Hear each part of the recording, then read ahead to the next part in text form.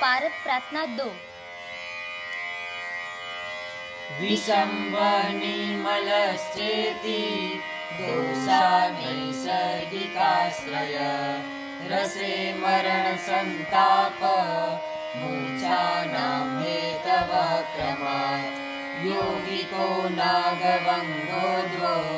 तौ जाड्यात्मानकुष्ठदो औपाधिका पुनश्चान्ये कीर्तिता सप्तकञ्चुका भूमिजा गिरिजा वाजा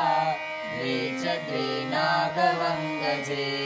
द्वादशे ते रसे दोषा प्रोक्तारस विशारदे पर्पटी पाटिनी वेदी द्रावी मलकरी तथा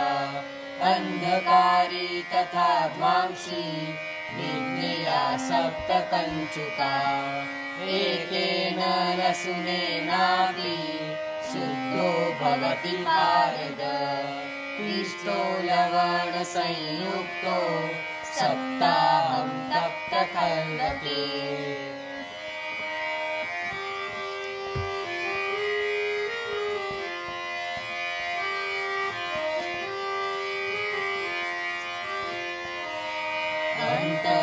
सुनीलो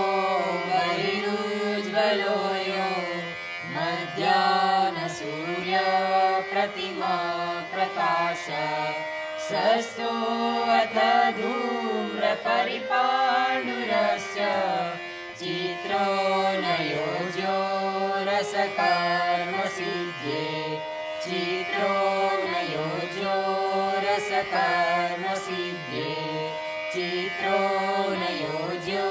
रसकर्म सिद्धे।